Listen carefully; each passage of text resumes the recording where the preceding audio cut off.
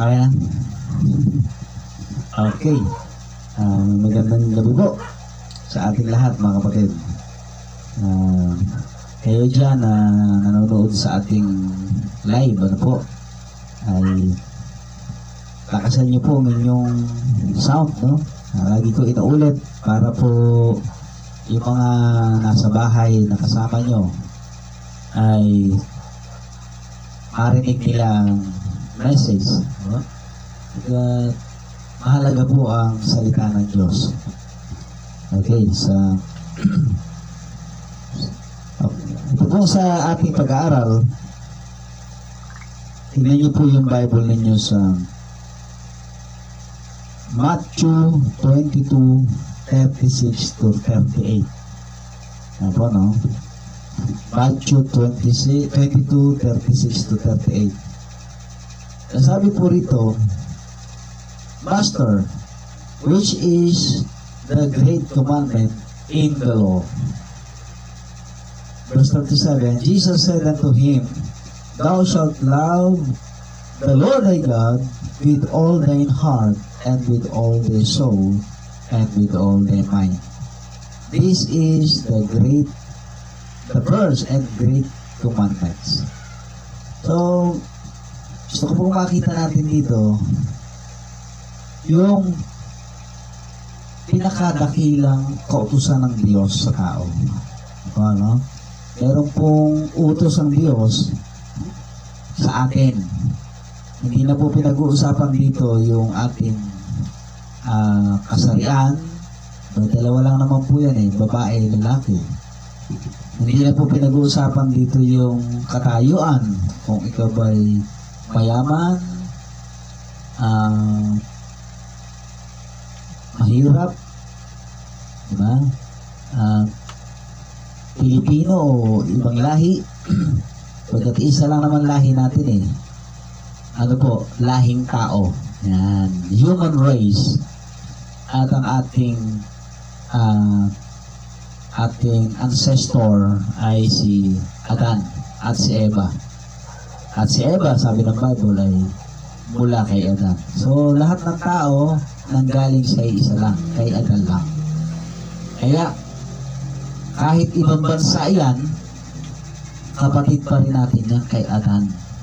Diba? Kaya, dapat tayo mga tao ay nagtutulungan, nagmamahalan, diba? Kapag iisa lang naman ang lahi natin lahing tao mula kay Adan. Okay, tayo po'y manalangin. Panginoon, salamat po sa iyong biyaya. Pagpalain niyo po ang pagkabasa ng salita, maluwalhati po kayo sa pangalan po ng Panginoong Jesus. Amen. Ang sabi po ng Bible, all things were made by Christ. John 1:3. And without Christ, kasi him po ang gamit doon Pero yung him na yan, sa verse 14, iyan po ay si Jesus Christ, the Son of the Father. At yung pong Son of the Father, yan po yung Word na nagkatawang tao sa John 1:1. Kaya, tayo po ay mahal ng Diyos, nilikha ng Diyos, galing sa Diyos. Ang purpose po ng Panginoon, sabi po ng Revelation 4:11, for God's own pleasure. So God created all things, especially human being, for His own glory, for His own purpose. Sabi po ng Romans 8:28,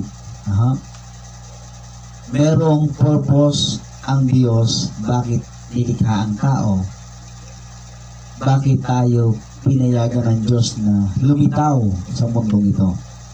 Kaya, ang sabi ng Diyos, ang sabi ng tao kay Kristo, Master, ano ang pinakadakilang kautusan sa batas? Yan. Diba? Ano ang pinakadakilang kautusan sa batas? Kapag ang batas ay nilikha ng Diyos para sundin ng tao. Hindi po yan para palipitin ng tao o pasunurin ng tao. Ganun po ginagawa ng iba, di ba? Pinapasunod nila yung batas sa kanilang kagustuhan lang. Kaya sabi nga, yung daw mga abogado, sabi lang, narinig ko lang, yung daw mga abogado, alam nila ang batas. Kaya kahit sila'y labagin nila ang batas, alam nila kung paano lulusutan ang batas. Okay? Kaya sabi, yung mga abogado daw, ang number one lawbreaker. Dahil alam nila paano lumusot sa batas. Alam nila kung ano yung batas at alam nila kung sakaling sila'y lalabag, alam din nila kung paano makalusot sa parusa ng batas. Pero alam niyo mga kapatid, buti sana kung walang Diyos. Diba? Yun ang kagandahan na mayroong Diyos. Kahit makalusot ka sa batas ng tao na galing din naman sa salita ng Diyos. Dahil sa sobrang galing mo, talino mo, at impluensya mo sa mga nakaposisyon. Darating at darating ang panahon na hatulan ng Diyos ang tao sang-ayon sa kanyang ginawa. According to His own word. Ayun po ang sabi ng 1 Corinthians. Na tayo ay hahatulan sang-ayon sa ating mga gawa. So, ang sabi po ng Bible, sabi ng isang tao, Master, ano ang pinakadakilang kautusan sa batas? Yan. So, merong batas na dapat tayong lakaran. Ayun po sabi ng Bible sa Ecclesiastes chapter 12. Diba? Tayo po ay dapat, tingnan niyo po, Ecclesiastes chapter 12. Yung huling talata. Meron po sinabi dyan sa huling talata ng Ecclesiastes chapter 12 verse 13. Ano ba? Yun ang huling talata ng Ecclesiastes 12. 14. 13. Sabi ng 13, may 14 pero yung talata 13. Let us hear the conclusion of the whole matter. Fear God and keep His commandments, for this is the whole duty of man. Tingnan nyo, ito ang kabuuang duty. Duty, katungkulan. Yan, ito ang buong katungkulan ng tao. Yung salitang fear, meaning to say reverence. Paggalang. Yan ang ibig sabihin po ng fear God. Igalang ang Diyos. At sundin ang kanyang mga kautusan. Kaya meron po dyan, Micah 6:8. Tingnan niyo po, meron po dyan, Micah 6:8. Sa aklat po ni Micah. Yan. Bago po yan mag-Nahum. Sabi ng 6 verse 8, He hath shewed thee, O man, what is good and what doth the Lord require of thee? Requirement. Diba? To do justly, and to love mercy, and to walk humbly with God. Sabi dyan, requirements ng Panginoon is to do justly. Yan. Sabi dyan, what is that good? Kung ano yung mabuti. So, mabuti po na tayo po ay mabuhay at gumaganap ng katuwiran. So yan po ay ang mga nasa kautusan ng Panginoon. So, kaya yung pong ano daw po ang pinaka dakilang kautusan sa batas ng Diyos. Sabi ng Panginoong Jesucristo, "Thou shalt love the Lord thy God with all thine heart, with all thine soul, and with all thine mind." So itong sinasabi ni Kristo, si Kristo po ay sabi ng Bible, came from God. Yan. Galing mula sa Diyos. At ang sabi ng Bible, sinugo ng kanyang ama. At ang sabi po ni Kristo, ang pinakadakilang kautusan sa batas ay ang mahalin ang Diyos. Bakit po love? Kasi po, God is love. At ang gusto po ng Diyos na yan ay maging katulad tayo ng Diyos. Kapagkat ang Diyos ay pag-ibig, ang gusto po ng Diyos tayo'y maging mapagmahal na katulad niya. Minahal tayo ng Diyos kahit tayo'y makasalanan, kahit nilabag natin ang kanyang kautusan, pero minahal pa rin tayo ng Diyos. At ang katibayan o the manifestation of God's love when Christ came to the world and died on the cross of Calvary. That is God's manifestation of His love. Kaya po, the Lord Jesus Christ is the manifestation of God's love. Kaya, sabi ng Bible, sapagkat ang Diyos ay Diyos ng pagmamahal at nais ng Diyos na ito ay maging katulad niya tayo na nagmamahal. Ha? He loves all men. Sabi nga ng Bible, no? At hindi lamang siya minahal ang mga mapagpakumbaba at masunurin, pati ang mga makasalanan. Sabi ng Bible, Christ died for sinners. Si Kristo'y namatay para sa mga makasalanan. So, sino ba yung makasalanan? Tayo yon. At ang gusto ng Panginoon, mahalin natin maging ang mga makasalanan. Kapag tayo ay mga makasalanang minahal ng Diyos, pinatawad ng Diyos, no? At gusto ng Diyos ipadama ang kanyang pagmamahal at pag-ibig o pag-ibig malasakit sa mga makasalanan through us sa pagitan po natin. So sabi ng Bible, "Thou shalt love the Lord thy God." So, ang una po nating bibigyan ng pagmamahal ay ang Panginoon. Bakit? Sapagkat sabi ng Bible, He first loved us. Sapagkat siya'y unang nagmahal sa atin, so ang gusto naman ng Panginoon, unahin natin siyang mahalin kaysa sa ating sarili at sa ibang tao. Nagyayari po kasi, nakafocus ang ating affection on ourselves. Diba? Self-centered. Tapos, nakafocus ang ating pagmamahal sa mga bagay ng mundo. Sa mga nasisira, nawawala, kumukupas, diyan nakafocus ang ating attention and affection.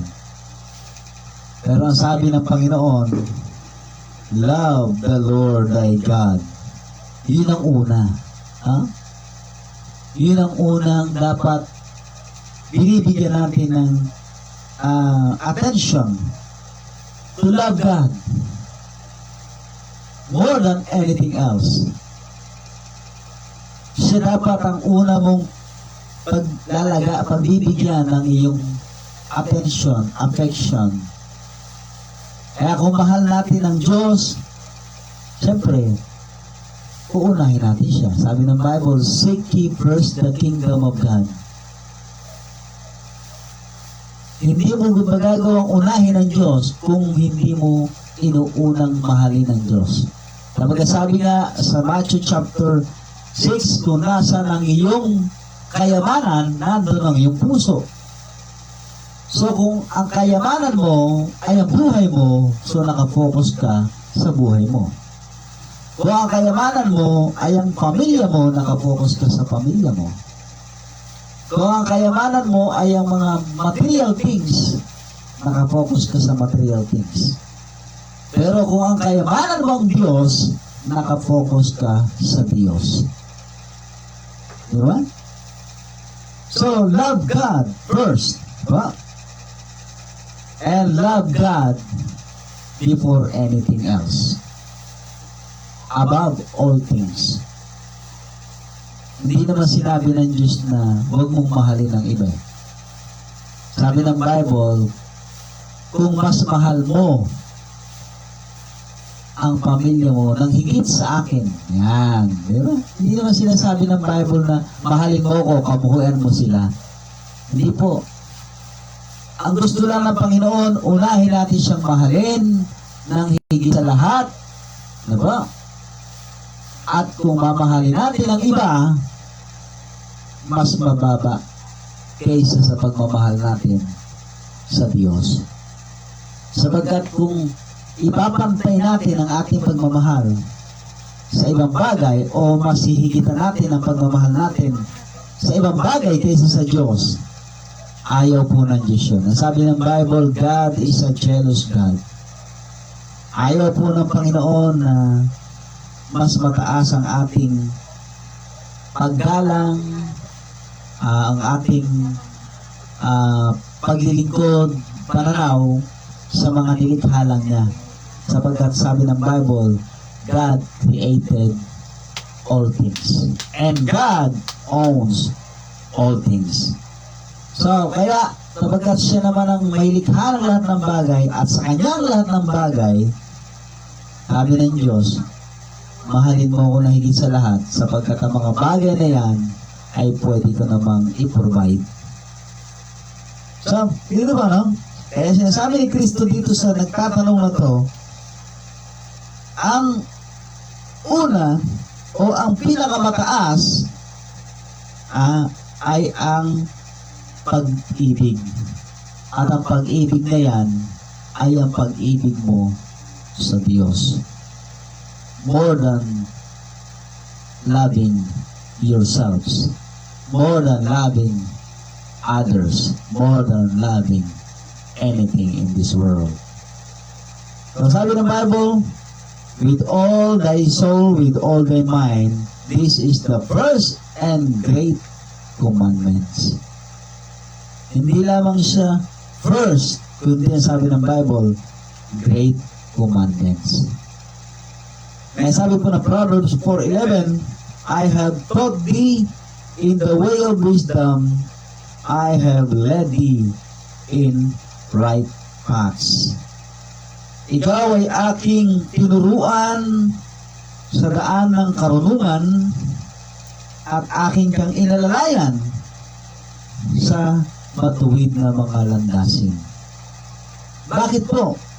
Ganun ang Diyos, sapagkat mahal ng Diyos ang bawat tao. Kaya ayaw ng Diyos na ang tao ay mapahamak, ayaw ng Diyos na ang tao ay malayo sa Kanya.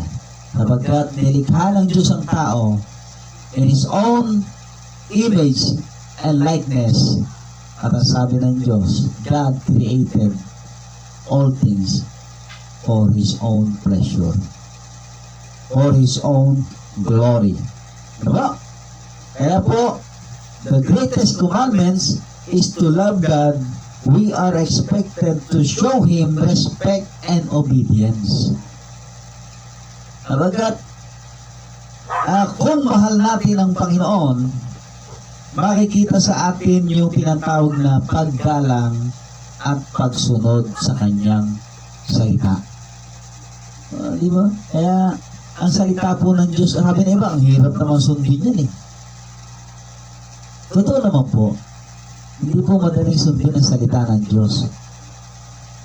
Pero, merong pong tumupad dito para sa atin all we have to do is to obey Christ. Tinupad na ni Kristo para sa atin ang mga kautusan. So tayo naman ay dapat na lang mabuhay para kay Kristo. Kapagkat mahirap pong sundin. Sabi ng Bible, isa lang sa mga kautusan ang hindi mo matupad, nagkasala ka sa lahat. Di ba? Kaya, hindi po natin magagawa exactly, perfectly, ang whole commandments. Bagamat iyan ang sinabi ng Diyos na ating katungkulan, ating requirements, hindi natin kayang gawin. Pero, by the grace and help of God, we can do the commandments of God. At sabi nga ng Bible, ginawa na ni Kristo yan for us. So, meron ng tumupad para sa atin. All we have to do is to live for Christ and obey His word.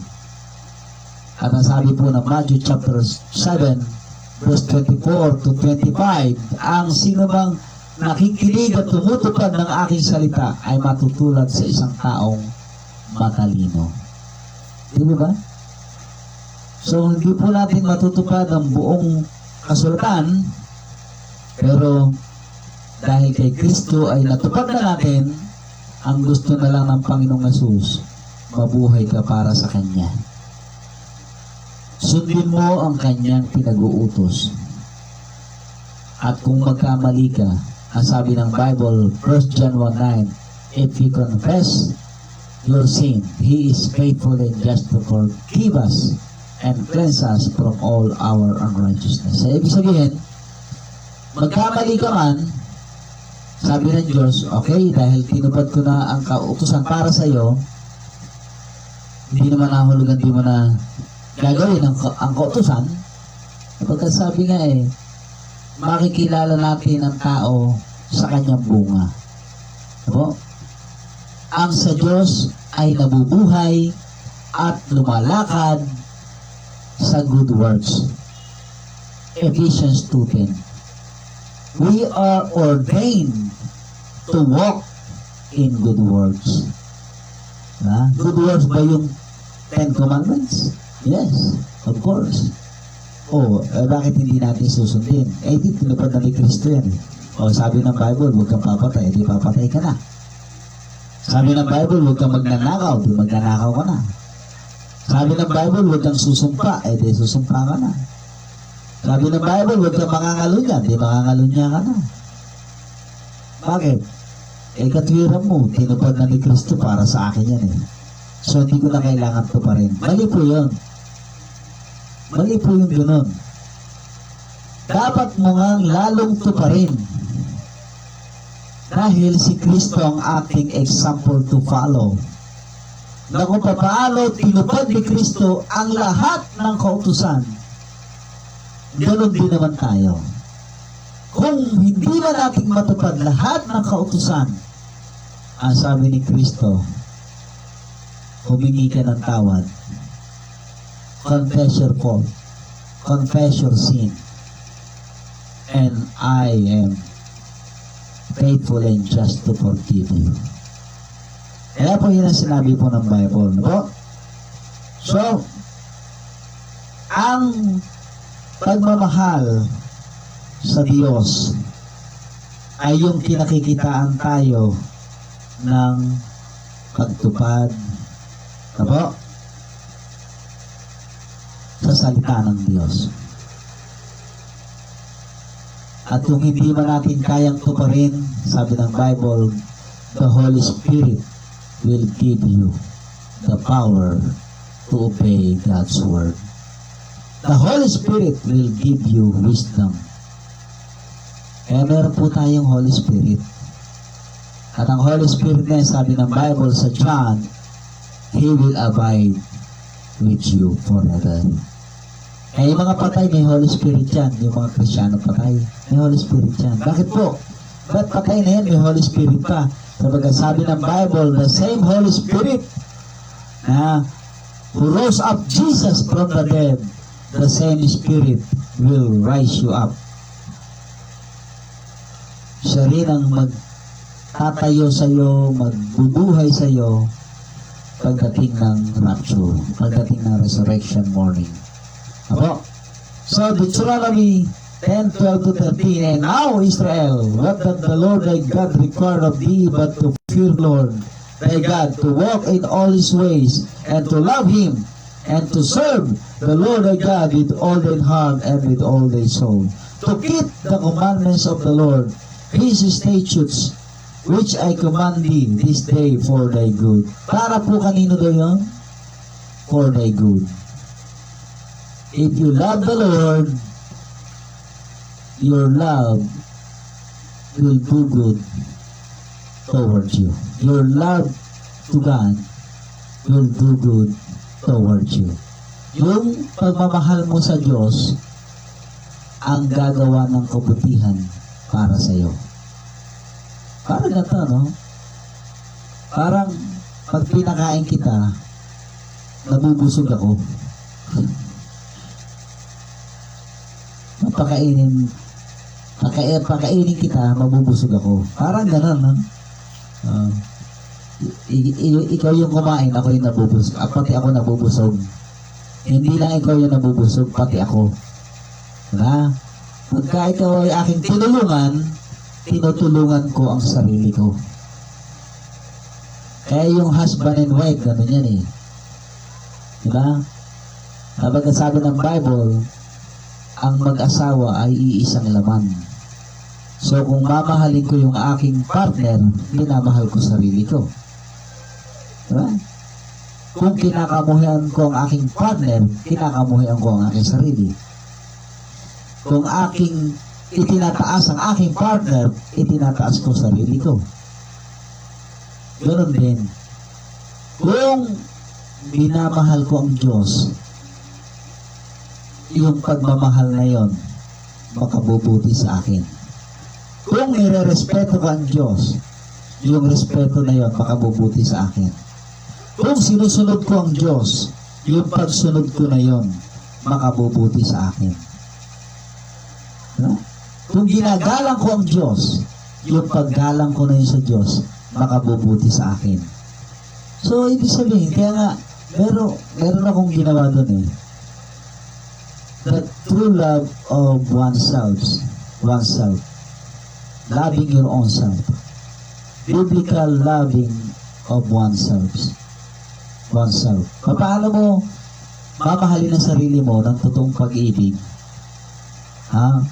Ang totoong pag-ibig sa sarili ay ang pag-ibig mo sa Diyos.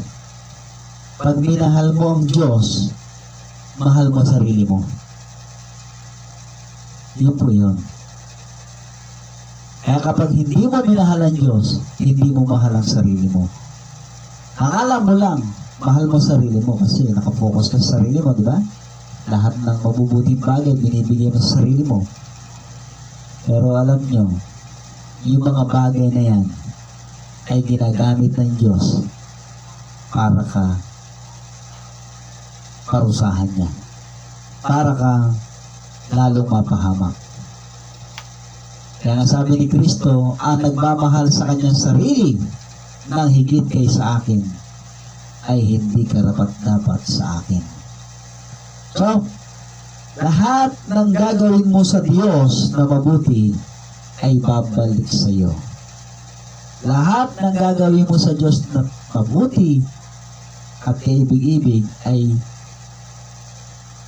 tatanggapin mo. Ginagawa mo sa sarili mo. Kaya kung kamumuhian mo ang Diyos, babalik sa iyo yung kamuhian na yun. So, kinakamuhian mo ang sarili mo. Kaya, ang pag-ibig sa Diyos, ginawa ng Diyos na pinakadakilang pag-ibig, pinakadakilang bagay sa batas, dahil po alam ng Diyos at sang-ayon sa batas ng Diyos, sa law of God,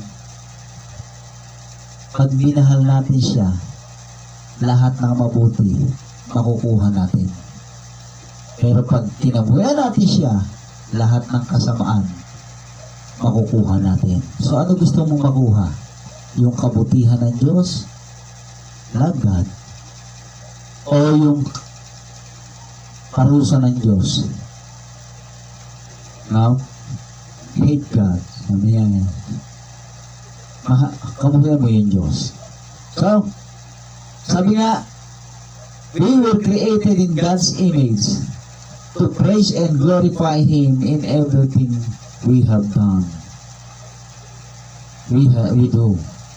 Sabi nga, sapagkat tayo nilikha, sabi ng Genesis 1:21, so God created man in His own image, in the image of God created He him, male and female created He them. So, hindi po tayo nilikha ng Diyos nakawangis ng anumang bagay katulad ng hayop. Ang tao raw ay galing sa unggoy, kaya ang tawag po sa tao ay the highest form of animals. Ang tanong, animal ba tayo? Hindi po. Bagamat tayo ay kinlasify ng science sa animal kingdom, but in reality, hindi po tayo animal. Kapagkat hindi po tayo nilikha ng Diyos sang-ayon sa larawan at wangis ng hayop. Tayo ay nilikha sa larawan at wangis ng Diyos. Kaya nga tawag sa atin ay mga little gods. Alam ka ba yun? Ang sabi ng Bible sa Joel, kayo yung mga Diyos.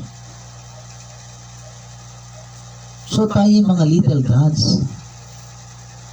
Pero hindi tayo yung all-powerful God. Sabagat isa lang ang all-powerful God. The Trinity. The Father, the Word, Jesus Christ, and the Holy Spirit. Diba? At tayo ang nilagay ng Diyos sa mundong ito para pamunuan ang sanglibutan. Lahat ng kapamahalaan sa mundong ito para pamunuan ang mundong ito, alagaan ang mundong ito, binigay sa atin yan. Pero ano ginawa ng tao? Diba? Mas sinunod niya ang sarili niya kaysa sundin niya ang Diyos. So, hindi po tayo highest form of animals at hindi po tayo animal. Tayo po ay created in the image and the likeness of God. Ano ba image and likeness of God? God is holy. So when God created man, God created He them holy. Diba? So ano pa? God is a triune God. So God created man with body, soul, and spirit. Diba? Ano pa? Ang Diyos po ay Diyos ng karunungan. Kita nyo, binigyan ni Adan ng pangalan ng lahat ng hayop. Dito, kung di siya matalino, ano tawag niya doon? Halimbawa, tingnan nyo langgam, tsaka elepante. Diba? Opposite. Maliit, malaki. Palagay nyo kung tinawag ni Adan ang langgam na elepante at yung elepante tinawag niyang langgam. Halimbawa, nilanggam ka, ano mangyayari sa'yo? Pisat ka, bakit? Langgam kasi laki na elepante. Diba? Sinabi, elepante ka. Pangit pakinggan, ano? Elepante ka. Nilalanggam ka, this maganda pakinggan. Elepante ka. Pangit pakinggan na elepante ka. Kaya, matalino si Adan. Nag-aaral ba si Adan? Hindi po. Ba't siya matalino? Sapagkat ang Diyos ay matalino. At binigyan ng Diyos ng katalinuhan ng tao sang-ayon sa kapangyarihan ng Diyos. Kaya ang tao ay parang Diyos na matalino. Pero bagamat hindi lahat ng katalinuhan ay nilagay ng Diyos sa tao, binigyan lang siya ng wisdom. Kaya nga sabi ng Bible ang wisdom, James chapter 1, wisdom comes from God. Nanggagaling sa Diyos, hinihingi yan. Wisdom from above. Pero yung wisdom of this world, ang sabi ng Bible, the wisdom of this world is first devilish. Makachablo ang karunungan ng mundo. Pero ang karunungan ng Diyos ay nanggagaling sa langit. At ang sabi ng Bible, ang karunungan ng mundo ay banayad. Easy to be treated. Madali siyang unawain. Gentle. At ang karunungan ng Diyos ang magliligtas sa tao sa kapahamakan. And Christ, sabi ng Bible, is the wisdom of God. Okay? Okay ba? Sabi ng 1 Corinthians 10:31, whether therefore ye eat or drink or whatsoever you do all to the glory of God. Alam mo ito, no? Tingnan nyo. Binigay ng Diyos na pagkain sa tao at hayop, halaman. Pero anong ginawa ng tao? Ayaw ng tao ng halaman, ano kinain? Hayop. Hindi naman binigay ng Diyos yan na pagkain ng tao, hayop. Pero pinayagan na ng Diyos na kainin ng tao ang hayop nung ang tao ay magkasala. Ano? Pero nung the original commandments of God, hindi po kinakain ang hayop. Kasama ng tao na nabubuhay sa mundo ang hayop. Pero dahil sa kasalanan, kinain ng tao ang hayop. Bagamat pinayagan ng Diyos yan noong panahon ni Noah, pinayagan na ng tao, ng Diyos, makainin ng hayop. Pero nung kinain ng tao ang hayop, lalong umikli ang kanyang buhay. Lalong umikli. Noong panahon ni Noah, inabot pa si Noah ng 800 years. Pero after that, ang tao 120 na lang. Pababa. Bakit? Naging carnivores ang tao more than herbivores. Kaya sabi ng Bible, kung ikaw ay umiinom o kumakain, di ba? Ano bang sinabi ng Bible na ay inumin natin? Sabi ng Matthew, tubig. Matthew chapter 6. Tubig. Ano ininom ng tao ngayon? Soft drink. Diba? Ang tawag pa nila ay buhay. Ang dami na nga dyan namatay. Ang sakit ay diabetes. Wala naman doon namamatay sa diabetes. Tama naman, kasi ang kinamatay ng taong diabetic, komplikasyon. Kaya ang kinamamatay ng diabetic na tao, komplikasyon. Bakit nagkaroon ng komplikasyon? Dahil sa diabetes. Ba't nagkaroon ng diabetes? Dahil sa maling pagkain. Ang binigay ng Diyos, inapprove ng Diyos from the very start ay halaman, prutas, gulay. Kaya sabi na Ezekiel chapter 47 verse 12 na ang bunga ay ng puno ay ang pagkain at ang dahon ay ang gamot. Ganon din ang sinabi sa aklat ng Psalms. Ang halaman ay para paglingkuran ng tao.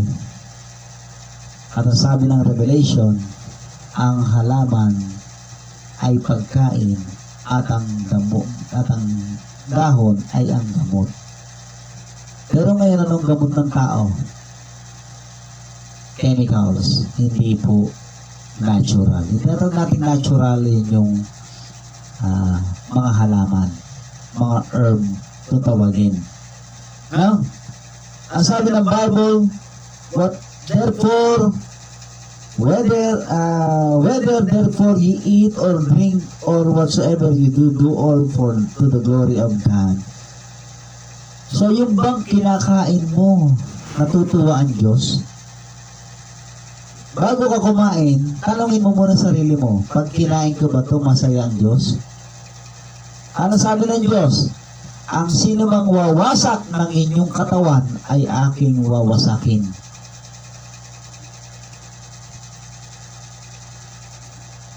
Diba? 1 Corinthians chapter 3 and 1 Corinthians chapter 6. Ang sino mang dudumi ng inyong katawan ay aking wawasakin. Sino ba nagdudumi ng katawan mo? Di ba ikaw din? Paano dumudumi ang katawan mo? Kasi nga, kain ka nito, kain ka noon. Na hindi naman yan in-approve ng Diyos from the very start na ating pagkain. Tanda po natin, meron pong tinatawag na perfect will and permissive will of God.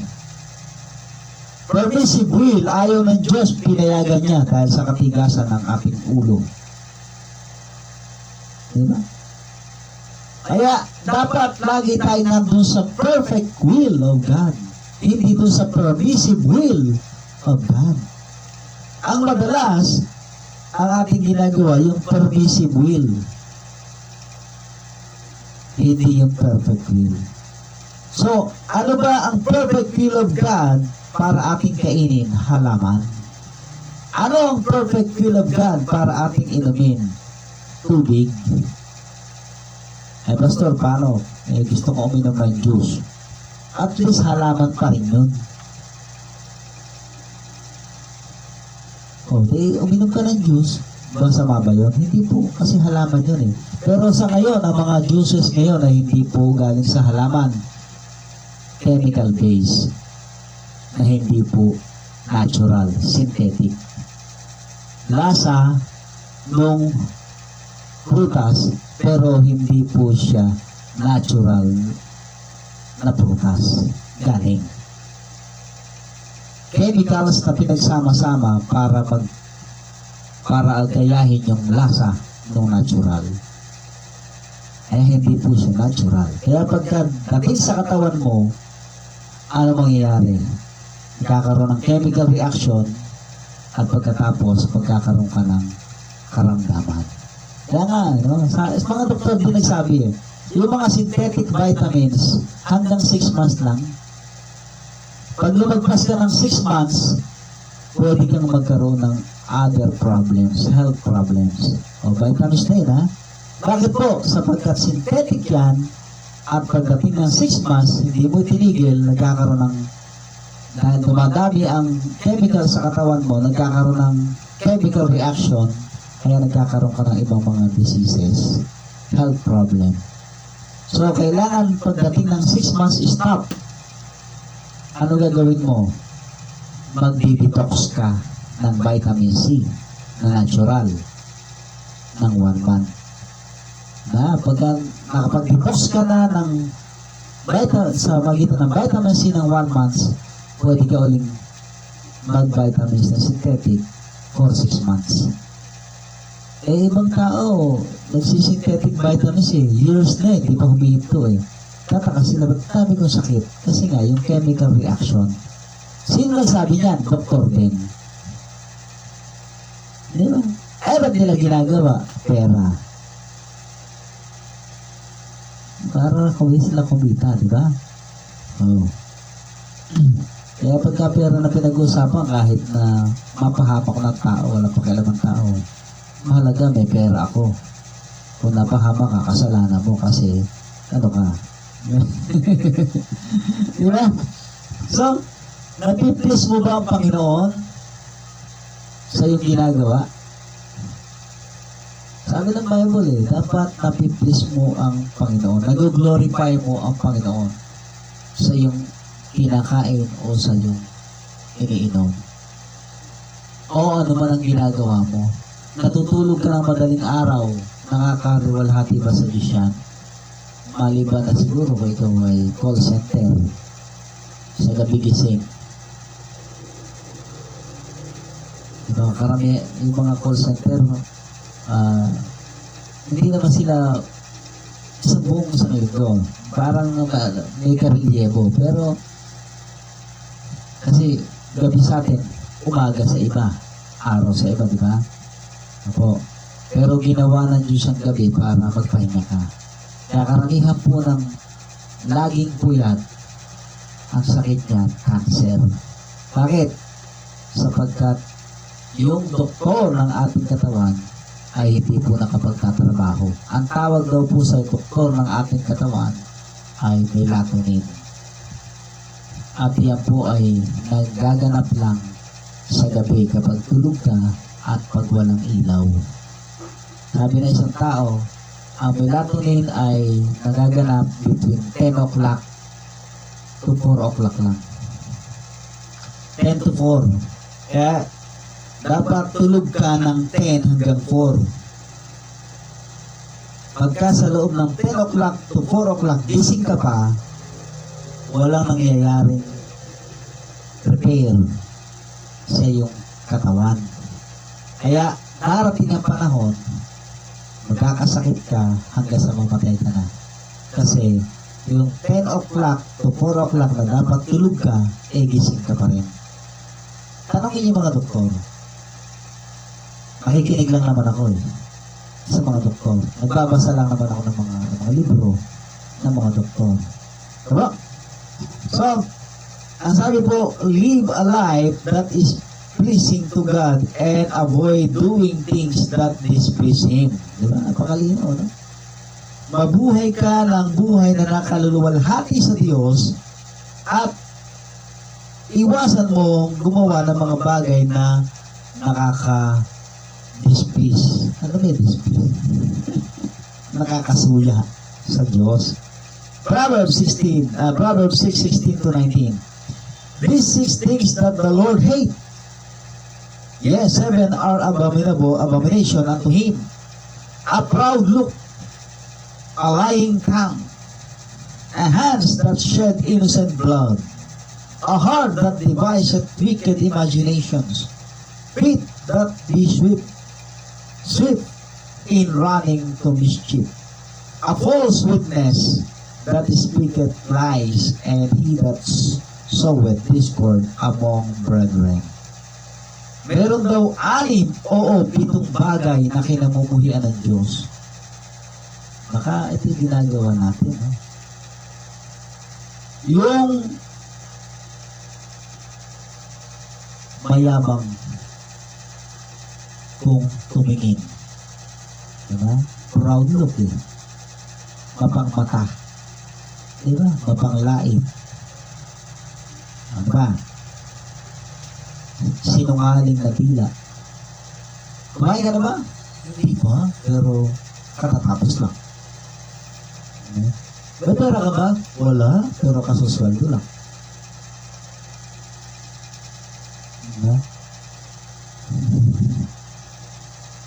Ano ba? Hands that shed innocent blood. Ano tawag dyan? Murderer. Murderer yan. Ibig sabihin lang yan. Mamamatay tao at ang pinapatay mo yung taong nagpapakatino na walang iniiwasang gumawa ng anumang labag sa kautusan ng Diyos o ng tao. Pusong mapag-isip ng masamang imahinasyon.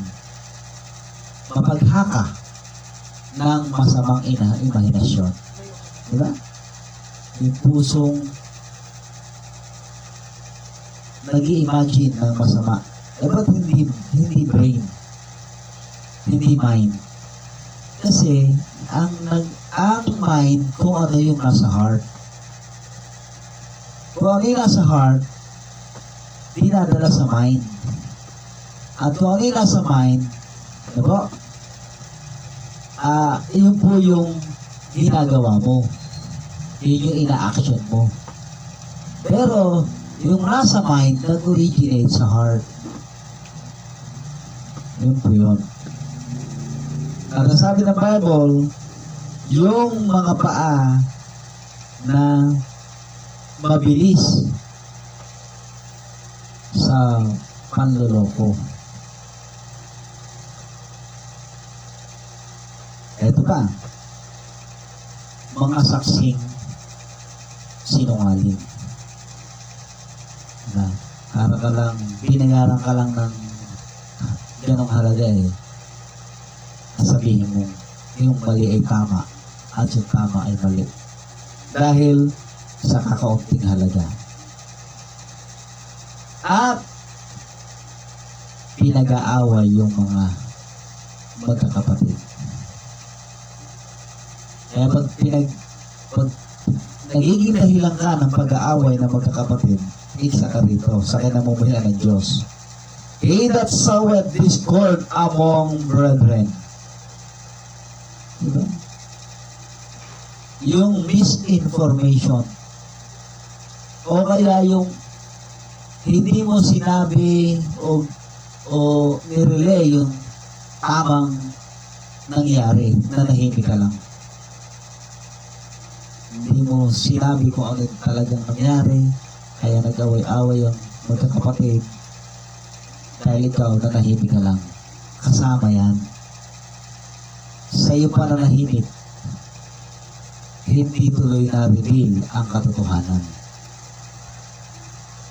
So, ikaw ay nagtatanim ng pagkakabahabahagi sa mga magkakapatid.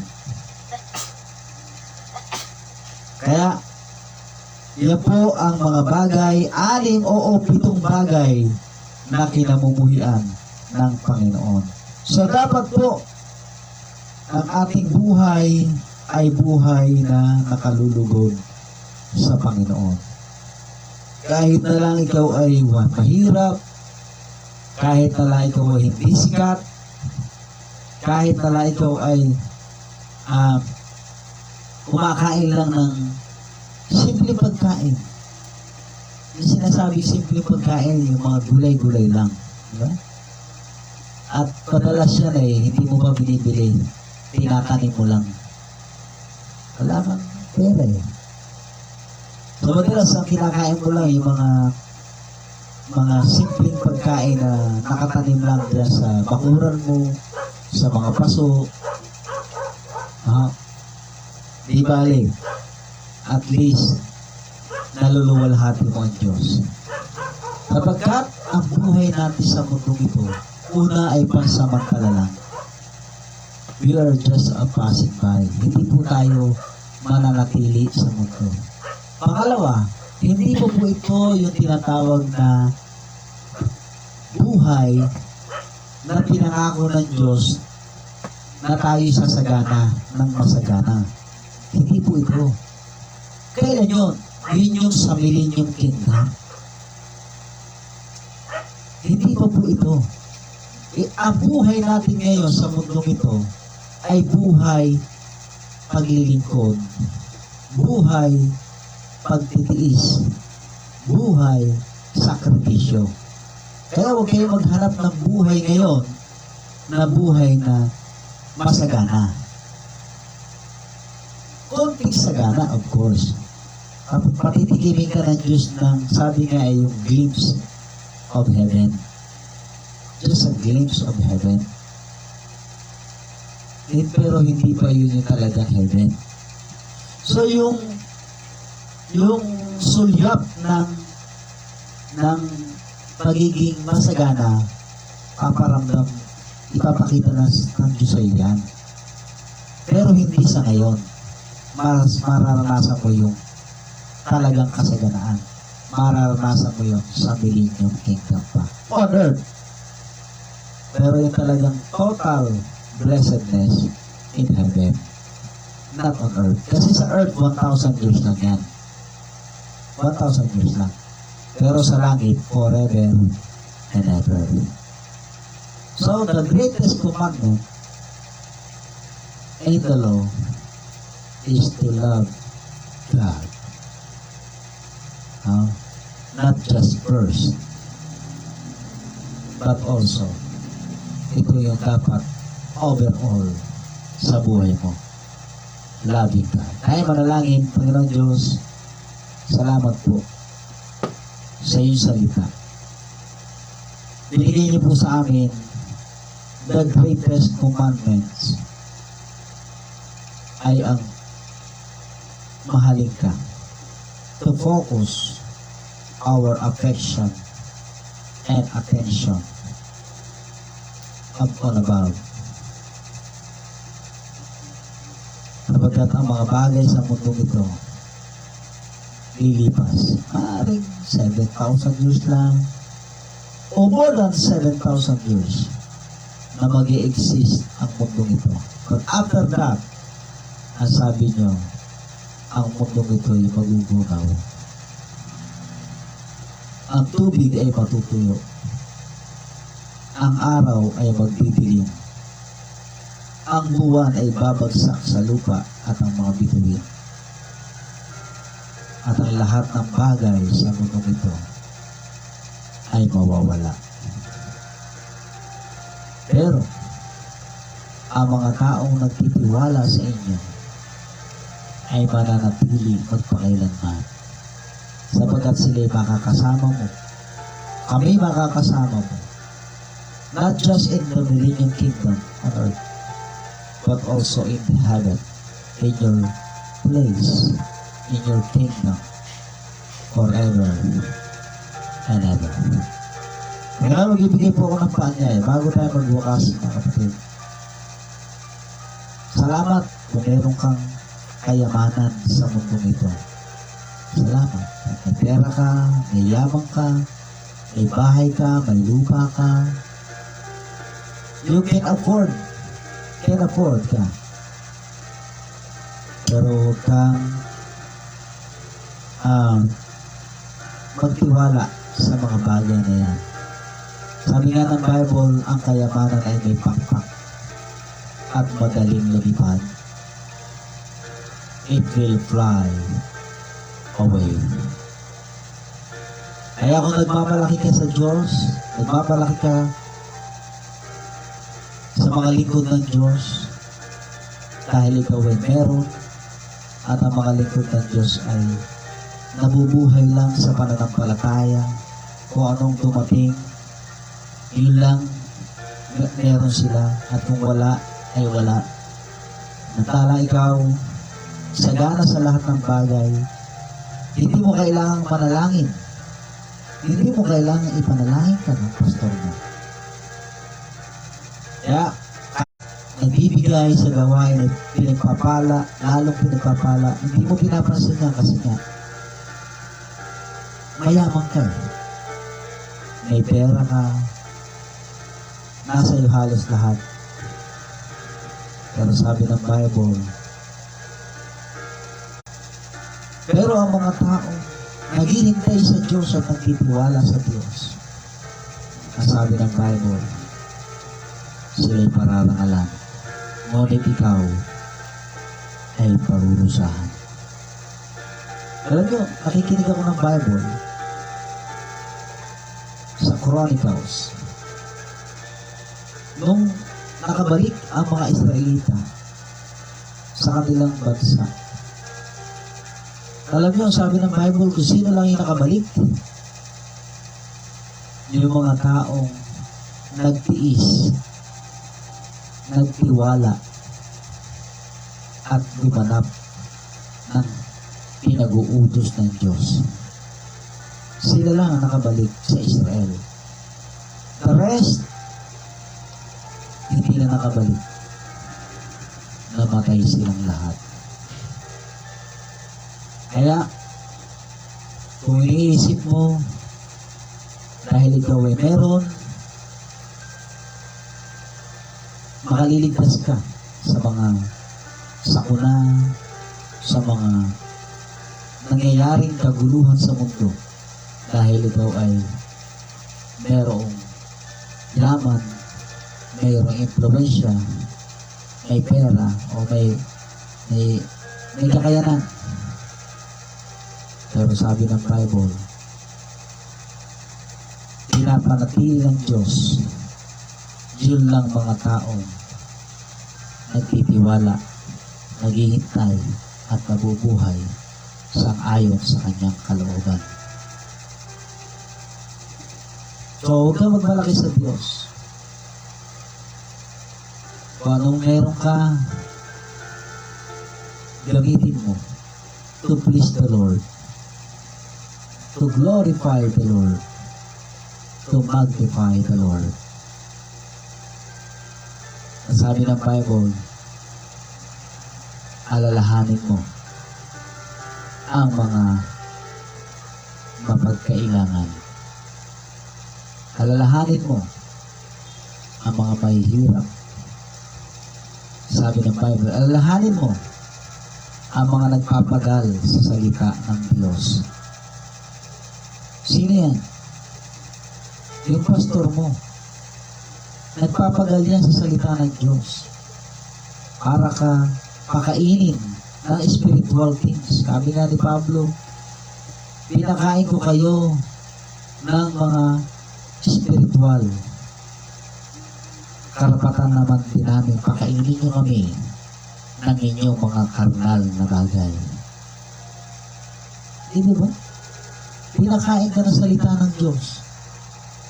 E di pakainin mo rin ang lingkod ng Diyos nung meron kang material things. Binigyan ka ng salita ng Diyos, ng lingkod ng Diyos, at ibigyan mo yung lingkod ng Diyos na kung anong meron ka at kaya mo. Diba? Nagtututbrush ba ang lingkod ng Diyos? Of course.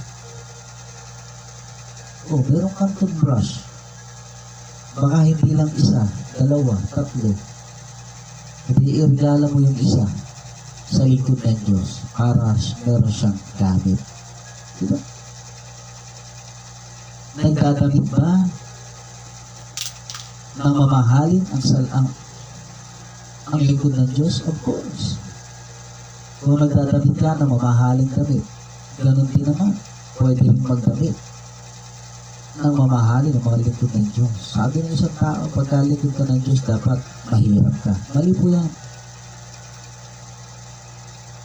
Mali po yan. Dapat nga, ang lingkod ng Diyos ang sagana eh. Bakit? Sapagkat ang kasaganaan ng lingkod ng Diyos ay natitikman ng lahat. Pero ang kasaganaan ng mga miyembro, madalas siya lang ang nakakatikim. Hindi niya ma-share sa mga kapatiran.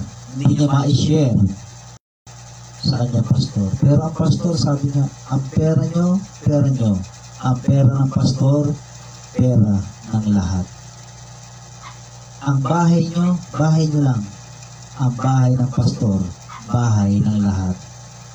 Kaya nga sabi, ang pastor walang privacy. Tama po yan. Wala pong privacy ang pastor. Pero kayo meron. Di po ba? Alam niyo yung woman of Sarephan, ba't siya hindi namatay sa gutom? Kasi pinakain niya ang lingkod ng Diyos.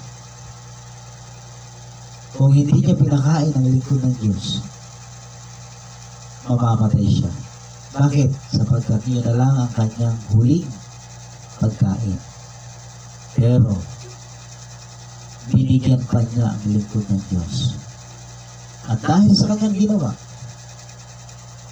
sabi ng Diyos, hindi ka mauubusan ng pagkain hanggang sa matapos ang tagutom.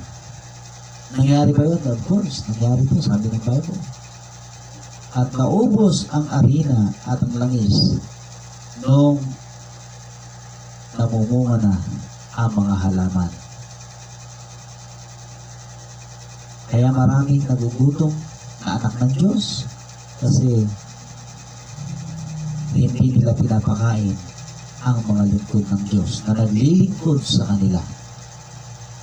So kung sino yung naglilingkod sa inyo, na lingkod ng Diyos, siya ang karapat-dapat kumain, diba? Ng inyong tinatangkilik. Siya ang dapat tumanggap ng kung anong meron ka. Ngayon, kung gusto mong share ng iba, mas the best. Nagsishare ka pa sa iba. So, about it, if you love God, you will obey His commandment. Mahal mo ba ang Diyos? Kung mahal mo ang Diyos, mahalin mo ang kanyang simbahan. His church. Sabi ng Bible, Christ died for His church. At tulungan mo ang kanyang mga lingkod. Sino yung mga lingkod ng Diyos? Ang pastor at ang mga manggagawa sa simbahan ng Panginoon. Mga workers. Diba? Kaya sabi ko, pagka dumating ang may kakayanan ng church, bibigyan natin ng magandang allowance ang lahat ng volunteer workers. Volunteer sila, pero sila ay mayroong good salary na hindi na nila kailangan magtrabaho sa labas para bumuhay ng pamilya. Tutulungan natin ang mga church worker na hindi lang bumuhay ng sariling pamilya, kundi tumulong sa iba pang pamilya. May kakayanang tumulong sa iba pang pamilya. Yan ang ating gagawin. Kaya manalangin, Panginoon, salamat po.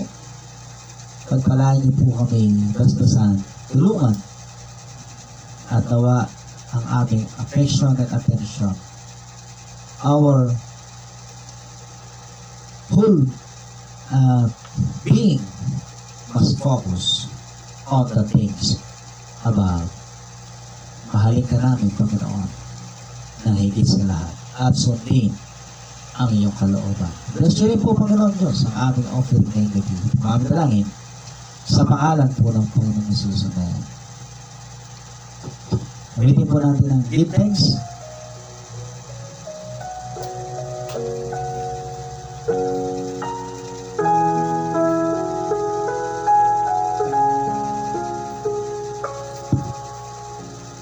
Give thanks with a grateful heart. Give thanks to the Holy One. Give thanks because He's given Jesus Christ, His Son. And now let the weak say, I am strong. Let the poor say,